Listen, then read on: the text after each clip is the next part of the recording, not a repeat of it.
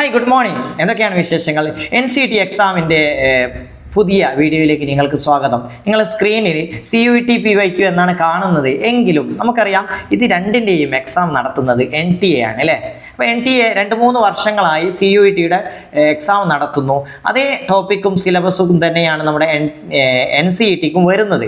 അപ്പോൾ അതുകൊണ്ടാണ് CUETക്ക് ചോദിച്ച PYQ നമ്മൾ ഡിസ്കസ് ചെയ്യുന്നു. അതുമായി ബന്ധപ്പെട്ട റിലേറ്റഡ് ടോപ്പിക്കും ഇവിടെ ഡിസ്കസ് ചെയ്യുന്നു.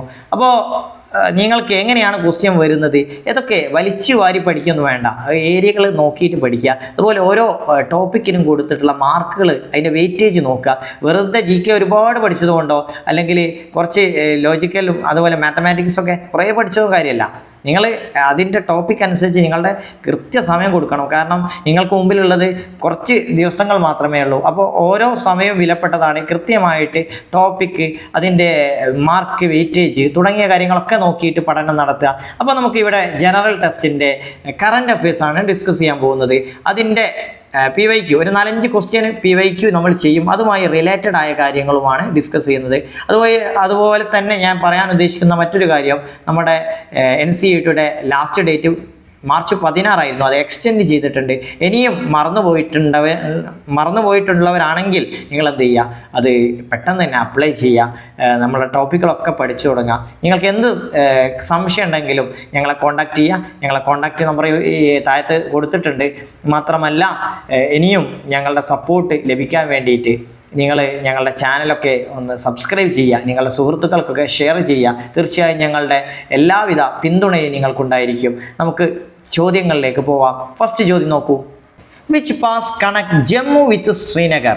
ഏത് പാസ്സാണ് ജമ്മുവിനെയും ശ്രീനഗറിനെയും കണക്ട് ചെയ്യുന്നത്? Banihal pass, Nathula pass, Nidhi pass, Rohtang pass. ഏത് പാസ്സായിരിക്കും? ഇവിടെ കറക്റ്റ് ആൻസർ ഓപ്ഷൻ 1 ആണ്. ഏതാണ്? ബനിഹാൾ പാസ്സാണ് കറക്റ്റ് ആൻസർ.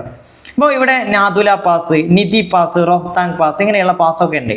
അപ്പോൾ നമ്മൾ അവിടെയുള്ള പ്രധാനപ്പെട്ട പാസ്സുകളൊന്ന് നോക്കാം. ബനിഹാൾ പാസിനെ കുറിച്ച് പറയുകയാണെങ്കിൽ ജമ്മുവിനെയും ശ്രീനഗറിനെയും കണക്ട് ചെയ്യുന്നു. മാത്രമല്ല അത് ഏത് റേഞ്ചിൻ്റെ ഭാഗമാണ്? പീർ പാഞ്ചൽ റേഞ്ച്, ജമ്മു കാശ്മീർ അല്ലേ. ഉത്തര പർവ്വത മേഖലയിൽ ഒരുപാട് റേഞ്ചുകളുണ്ട്. അപ്പോൾ ഇവിടെ പീർ പാഞ്ചൽ റേഞ്ചിലാണിത് ബനിഹാൾ പാസ് സ്ഥിതി ചെയ്യുന്നത്. അവിടെയുള്ള പ്രധാനപ്പെട്ട ഒരു റോഡ് കണക്ടിവിറ്റിയാണ് ഈ ബനിഹാൾ പാസ്. ജമ്മുവിനെയും ശ്രീനഗറിനെയും കണക്ട് ചെയ്യുന്ന പാസ്സാണ്. ഇതിൽ നമുക്ക് പ്രധാനപ്പെട്ട കുറച്ച് പാസുകൾ നോക്കാം. കാരക്കോരം, അത് ജമ്മു കാശ്മീരിലാണ്. സോജില, അതും ജമ്മു കാശ്മീരിലാണ്. ജമ്മു കാശ്മീരിനെയും ലേയെയും കണക്ട് ചെയ്യുന്നു അല്ലേ, ലേ. അതുപോലെ ഷിപ്കില ഹിമാചൽ പ്രദേശിലാണ് കേട്ടോ. ഷിപ്കില ഹിമാചൽ പ്രദേശിനെ ടിബറ്റുമായി കണക്ട് ചെയ്യുന്നതാണ്. നെക്സ്റ്റ് ബോംഡില, അത് അരുണാചൽ പ്രദേശിലാണ്. നാഥുല സിക്കിമിനെയും ടിബറ്റിനെയും കണക്ട് ചെയ്യുന്ന കേട്ടോ. സിക്കിമിനെയും ടിബറ്റിനെയും കണക്ട് ചെയ്യുന്നതാണ് നാഥുല.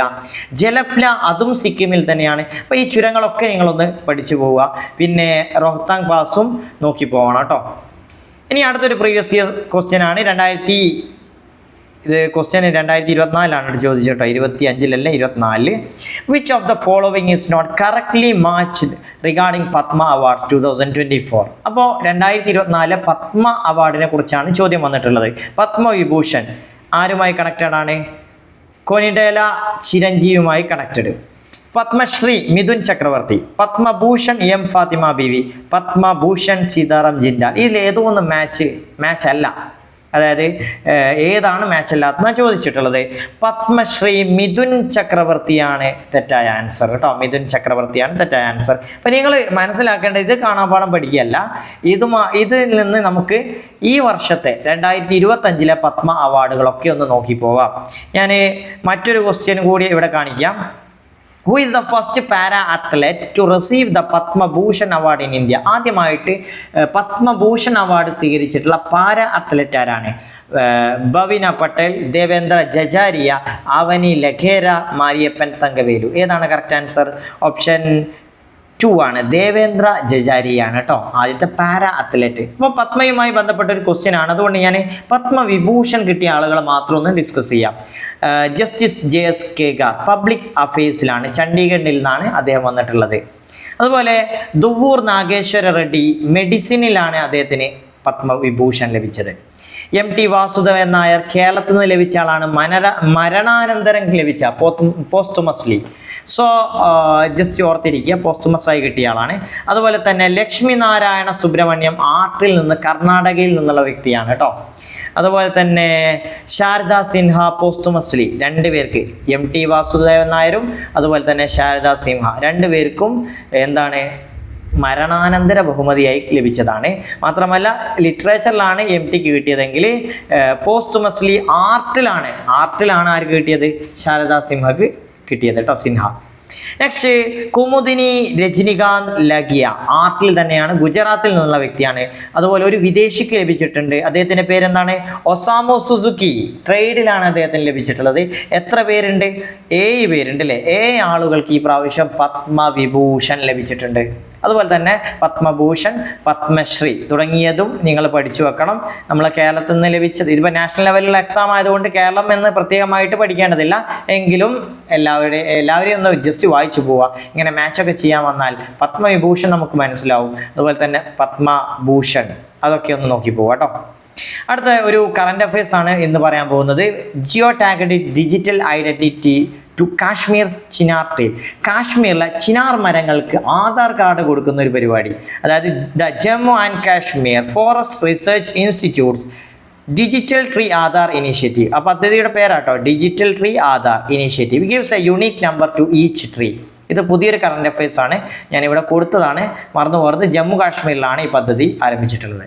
ഇനി മറ്റൊരു PYQ കൂടി ഡിസ്കസ് ചെയ്യാം. Out of the given option which schemes objective is to conduct an annual survey at the Gram Panchayat level to monitor the progress in the development process of rural areas. ഗ്രാമീണ ഏരിയകളുടെ ഡെവലപ്മെൻറ്റിൻ്റെ progress ഉണ്ടാവുമല്ലോ, അത് monitor ചെയ്യാൻ വേണ്ടിയിട്ട് survey നടത്തുന്ന ഏത് സ്കീമിൻ്റെ ഒബ്ജക്റ്റീവാണ്? Mission Antyodaya, mission കർമ്മയോഗി, mission രാഷ്ട്രീയ Gokul, mission Atmanirbhar Bharat. ഏതായിരിക്കും correct answer? ഇവിടെ ഓപ്ഷൻ A ആണ് ഇവിടെ മാർക്ക് ചെയ്തിട്ടുണ്ട്, ഓപ്ഷൻ 1 ആണ് കറക്റ്റ് ആൻസർ, മിഷൻ അന്ത്യോദയ. മറ്റുള്ള മിഷൻസ് ഒക്കെ ഒന്ന് നോക്കാം. സ്കിൽ എൻഹാൻസ്മെൻറ്റിന് വേണ്ടിയിട്ടാണ് ഏത്, മിഷൻ കർമ്മയോഗി. അതുപോലെ തന്നെ പ്രൊമോട്ടിംഗ് സെൽഫ് റിലയൻസ് മിഷൻ, അത് നമുക്കറിയാം ബജറ്റിലൊക്കെ വന്നതാണ്, ആത്മനിർഭർ ഭാരത്. അതായത് ഇന്ത്യക്ക് ഒരു സെൽഫ് റിലയൻസ് ഉദ്ദേശിച്ചുകൊണ്ട് തുടങ്ങിയ സ്കീമാണ് എന്ത്, mission Atmanirbhar Bharat. Conservation of bovine breeds, പശുക്കളെ അങ്ങനെയുള്ളവയെ സംരക്ഷിക്കുന്നതുമായി ബന്ധപ്പെട്ടതാണ് എന്ത്, മിഷൻ രാഷ്ട്രീയ ഗോകുൽ. അപ്പോൾ ഇങ്ങനെയുള്ള മിഷൻസ് ഒക്കെ നിങ്ങളൊന്ന് മനസ്സിലാക്കി വെക്കുക. ഇനി അടുത്ത ക്വസ്റ്റ്യൻ നോക്കൂ. Who has become the first woman chairperson of the railway board of Indian railways in 2023? Jaya Varma Sinha, Mita Vashisht, Ravneet Kaur, Vasudha Gupta. ഇതിലേതാണ് കറക്റ്റ് ആൻസർ? ജയ വർമ്മ സിൻഹയാണ് കേട്ടോ, ജയ വർമ്മ സിൻഹയാണ്. ഇവിടെ ശ്രദ്ധിക്കേണ്ടത്, ഈ ക്വസ്റ്റ്യൻ പഠിക്കാനല്ലേ ഞാൻ നേരത്തെ പറഞ്ഞതുപോലെ തന്നെ ഇന്ത്യ ഗവൺമെൻറ്റിൻ്റെ ഓരോ ഡിപ്പാർട്ട്മെൻറ്റ്, അതുപോലെ തന്നെ ഓരോ ബോർഡുകളുടെ ഹെഡ് തുടങ്ങിയ മേഖലകളിൽ കറണ്ട് അഫയേഴ്സിൽ വന്നിട്ടുള്ള വ്യക്തികളെ കുറിച്ച് പഠിക്കാം. അപ്പോൾ അതിൻ്റെ ചെയർമാനായ ആളുകളെ പഠിക്കണം. അങ്ങനെ നമുക്ക് കറണ്ട് അഫയേഴ്സിൽ ഏതൊക്കെ ഭാഗങ്ങൾ നോക്കണം എന്നുള്ളതിനെക്കുറിച്ച് കൃത്യമായ ഒരു ഐഡിയ പ്രീവിയസ് ഇയർ ക്വസ്റ്റ്യൻ നോക്കിയാൽ കിട്ടും. അതിലുള്ള 3-4 ക്വസ്റ്റ്യൻസ് ആണ് നമ്മളിവിടെ ഡിസ്കസ് ചെയ്തിട്ടുള്ളത്. പിന്നെ ആ രീതിയിൽ നിങ്ങളുടെ പഠനം മുന്നോട്ട് കൊണ്ടുപോവുക. അടുത്ത വീഡിയോയുമായിട്ട് വീണ്ടും കാണാം. താങ്ക്